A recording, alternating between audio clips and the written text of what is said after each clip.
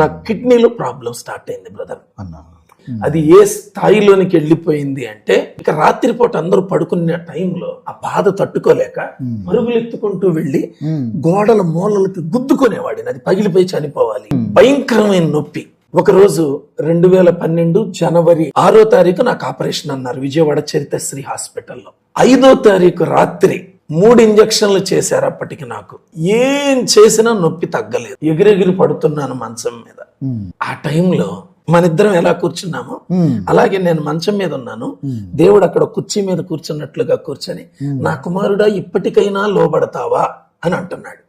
నేనంటున్నాను 17 సంవత్సరాలైంది, సేవకుడు చెప్పిన ఏ ఊరికైనా వెళ్ళి సేవ చేశాను, ఇంత నమ్మకంగా ఉంటే ఇంత లోబడితే లోబడలేదంటావేంటి ప్రభువా అని అంటున్నా. అనంగానే పెయిన్ పెరిగిపోతుంది, బాలవులు కేకలు వేయటమే, నొప్పి తట్టుకోలేక. అంతలోకి ఆయన అంటున్నాడు, నా బిడ్డ ఇప్పుడన్నా నాకు లోబడతావా అన్నాడు. మరలా అదే స్వరం. నేనంటున్నాను ఇంకేం లోబడాలి అని. చివరికి దేవుడితో మూర్ఖంగా ఎలా వాదిస్తున్నానంటే, లేడీస్ కి ఆపరేషన్ జరిగితే రికవర్ అవుతారేమో కానీ జెంట్స్ కి జరిగితే 75% ఇక వాళ్ళ లైఫ్ స్పాయిల్ అయిపోయినట్టేనంట. అందుకని నేను మందిరానికి వస్తా, మిమ్మల్ని మాత్రం వదిలిపెట్టను ప్రభువా, కానీ వచ్చి వెనక లైన్ లో కూర్చుంటా, ప్రార్థన అయిపోగానే దైవజనుడికి వందనాలు చెప్తా, వెళ్ళిపోతా, ఇక నేను నీ సేవ చేయను అంటున్నా. అనే కొలది పెయిన్ పెరిగిపోతుంది, ఇంకా నొప్పి తట్టుకోలేకపోతున్నా. అప్పుడు ఆయన అడిగా, ఏంటి ప్రభువా నన్ను ఎందుకు నువ్వు బాగు చేయవు అని అడిగా. అడిగితే ఆయన అంటున్నాడు, నా కుమారుడా నేను నిన్ను అన్యజనుల్లో నుండి రక్షించుకున్నది ఎందుకో తెలుసా? దేనికోసం కాదు, నువ్వు నా పూర్తి కాలపు సేవ చేయాలని నేను నిన్ను వెలిగించుకున్నానన్నారు.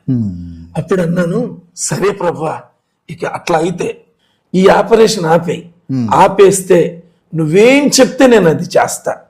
సరే తెల్లవారి మామూలుగా హాస్పిటల్ స్టాఫ్ ఎనిమాది ఇచ్చారు. ఆపరేషన్ కు ముందు ఫైనల్ స్కానింగ్ కి నన్ను తీసుకెళ్లి స్కాన్ చేశారు.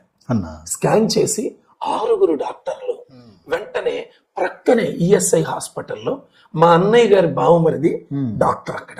వెంటనే సురేంద్రనాథ్ గారు అర్జెంట్ గా రండి అంటే మా బావగారికి ఏదో అయిపోయిందేమో, ఏం జరిగిందో అని ఆయన కంగారుగా వేగంగా హడావుడికి వచ్చేసాడు. సార్ ఏం జరిగిందో అర్థం కావటం లేదు సార్. చూడండి ఇదిగో ఈ ముందు స్కాన్ చూడండి, ఈ రౌండ్ పార్ట్ అంతా ఎంత ఇబ్బందికరంగా ఉందో అది మేము ఇప్పుడు రిమూవ్ చేయాలి.